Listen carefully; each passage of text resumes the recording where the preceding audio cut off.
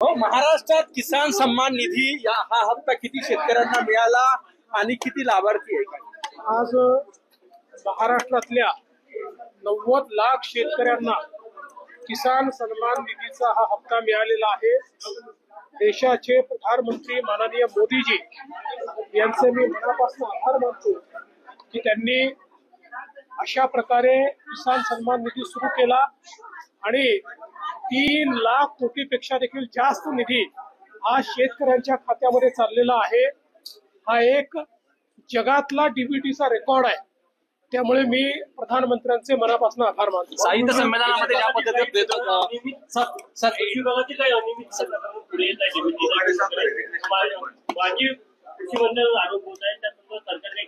असं आहे की आमच्याकडे कोणीही तक्रार केली तरी त्या तक्रारीची आम्ही चौकशी करत असतो। त्यामुळे तशा प्रकारची चौकशी आम्ही करतो आहोत। मात्र तक्रार झाली म्हणजे अनियमितता झाली असं म्हणण्याचं कारण नाहीये। तक्रारीच्या अंती त्याचं जे काही त्यातनं निघेल त्याच्यावर मी फायनल कमेंट देईन। सोलार विजेच्या संदर्भात विद्युत नियामक मंडळानं एक प्रस्ताव पाठवलेला की सकाळी 9 ते संध्याकाळी 6 पर्यंत जे वीज असेल ते ग्राहकांना वापरता येईल, इतर वेळेचे चार्जेस लागतात। पहिल्यांदा तर सगळ्यांनी लक्षात घेतलं पाहिजे, घरगुती वीज ग्राहकांकरता हा लागू नाही, पीएम सूर्यघर करता देखील लागू नाही। त्याच्यामुळे जाणीवपूर्वक या ठिकाणी काही लोक चुकीचं पसरवतायत, चुकीच्या गोष्टी सांगतायत। अशा प्रकारे कुठेही घरगुती सोलर धारक किंवा पीएम सूर्यघरवाले या निर्णयाने अफेक्ट होणार नाही। या उलट काही इंडस्ट्री ज्या एक्सेस वीज आमच्याकडे आता तयार ज्यावेळेस होणार आहे त्यावेळी ते एक्सेस वीज जर ते वापरतील तर त्यातनं जो काही पैसा आहे तो राज्याच्या युटिलिटीला मिळाला पाहिजे, या दृष्टीने हे प्रपोजल तयार करण्यात आले। साहित्य संमेलनात ज्या पद्धतीनं पाहिलं आपण द्वेष जो आहे, द्वेष दिसतो आहे साहित्य संमेलनामध्ये, प्राईम मिनिस्टर पासून ते ठाकरेंपर्यंत जो द्वेष आहे, साहित्य संमेलनाचा व्यासपीठ जे आहे अशा पद्धतीनं द्वेषासाठी वापरलं जाणं कितपत योग्य वाटतंय? मला असं वाटतं की प्रत्येकाने साहित्य संमेलनात बोलताना त्या ठिकाणी काही मर्यादा या ठेवल्या पाहिजेत आणि विशेषतः जे साहित्यिक आहेत या साहित्यिकांना वारंवार असं वाटतं की राजकारणी हे आमच्या स्टेजवर येऊ नयेत किंवा तशा प्रकारचं त्यांचं नेहमी वक्तव्य असतं। मग त्यांनी देखील पार्टी लाईनवरचे जे कमेंट्स आहेत हे कमेंट्स करणं हे योग्य नाहीये। त्यांनीही मर्यादा पाळायला पाहिजे असं माझं मत आहे। उर्दू शाळांमध्ये अकोल्यामध्ये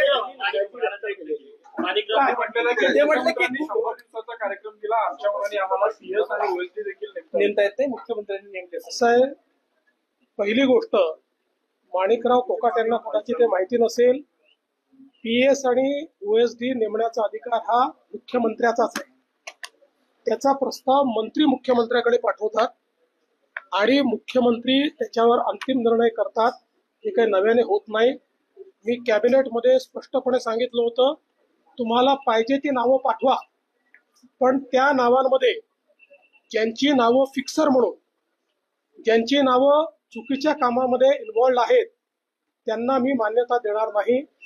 आतापर्यंत माझ्याकडे 125च्या जवळपास नावं आली, त्यातली 109 नावं मी क्लिअर केलेली आहेत, उर्वरित नावं मी क्लिअर केली नाहीत। कारण कुठल्या ना कुठला आरोप त्यांच्यावर आहे, कुठली ना कुठली चौकशी चाललेली आहे किंवा मंत्रालयामध्ये त्यांच्याबद्दल परसेप्शन हे फिक्सरचं आहे। कोणी नाराज झालं तरीही मी अशाला मान्यता। उर्दू शाळांमध्ये अकोल्यात मोठ्या प्रमाणात गैरप्रकार आढळून आले, नागपुरातही ते प्रकार आहे, काही चौकशी करणार का राज्य सरकार? निश्चितपणे आमचे जे राज्यमंत्री आशिष जयस्वाल जे आहेत यांनी याच्यात पुढाकार घेतलेला आहे। अल्पसंख्याक आयोगाचे अध्यक्ष प्यारेखानजी यांनी या अनियमितता शोधून काढलेल्या आहेत आणि प्रचंड मोठ्या अनियमितता आहेत। पोरांना शिक्षण मिळत नाहीये आणि काही लोक पैसे लाटतायत, त्याची संपूर्ण चौकशी करण्याचा निर्णय घेण्यात आलेला आहे। आशिष जयस्वाल त्यात लक्ष घालतायत। कारवाई सुरू आहे, त्या कारवाईमुळे अनेक घर बेघर होण्याची शक्यता आहे। याच्यामध्ये आमच्या असं लक्षात येत आहे की हे जे बिल्डर आहेत हे बिल्डरच कारस्थान करून अशा प्रकारे पहिल्यांदा अनियमित बांधकाम करायचं आणि मग कोणाला तरी कोर्टात पाठवायचं, हे जे काही धंदे चाललेले आहेत हे योग्य नाही आहेत. या संदर्भात उपमुख्यमंत्री एकनाथराव शिंदेजींची देखील माझी चर्चा झाली. त्यांनी त्यातल्या फॅक्ट्स माझ्या नजरेस आणून दिलेल्या आहेत आणि या संदर्भात आम्ही कोर्टमध्ये इंटरव्हेन्शन करणार आहोत. शक्तीपीठ हायवे मुस्लिम व्यावसायिकांना माडी यात्रेमध्ये मुस्लिम व्यावसायिकांना कुठेतरी व्यवसाय करण्यासाठी बंदी आणलेली आहे स्थानिक ग्रामस्थांनी, कसं पाहता? त्यांनी जातीने ती बंदी आणलेली नाही किंवा धर्मानी बंदी आणलेली नाही. जे लोक नियम पाळत नाही यात्रेचे त्यांच्यावर त्यांनी बंदी आणली.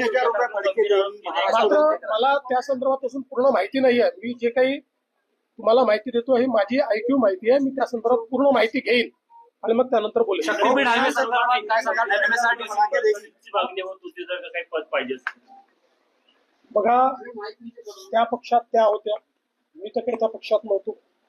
त्यामुळे त्या पक्षात काय चालायचं त्याच सांगू शकतात. मी तर त्याच्यावर कमेंट नाही करू शकत. शक्तीपीठ हायवे संदर्भात काय सांगाल? ज्या पद्धतीनं आपण पाहिलं नागपूर पासून समृद्धी सुरू झाला होता, आता शक्तीपीठचे पैसे जे MSRTC ने भरलेले आहेत जमीन मोडणीचे आणि वर्धेपासून काम सुरू झालेलं आहे. ज्या ठिकाणी विरोध आहे त्या ठिकाणी असं आहे. आता माझ्याकडे कोल्हापूरच्या लोकप्रतिनिधींनी कोल्हापूरच्याही शेतकऱ्यांचं निवेदन दिलं आणि त्यातल्याही अनेक शेतकऱ्यांनी हा मार्ग करा अशा प्रकारचं निवेदन दिलेलं आहे. आम्ही पहिल्या दिवशीच ठरवलंय कोणाचा विरोध पत्करून करणार नाही. सगळ्यांना समजवून त्याचे फायदे समजवून आणि सर्वांना उत्तम कम्पेन्सेशन देऊन आम्ही तो करू. त्यामुळे शक्तीपीठ मार्ग आम्ही करणार आहोत, सगळ्यांना विश्वासात घेऊन करणार आहोत.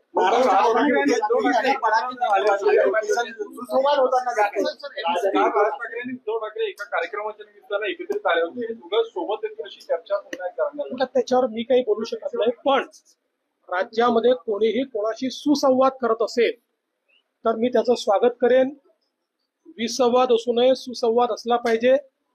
या संदर्भात कोणाचं दुमत असू शकत नाही.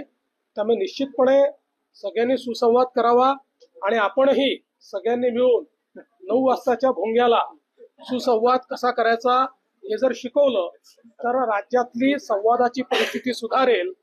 जसं 50% त्याचे दोषी ते आहेत तसे 50% तुम्ही पण दोषी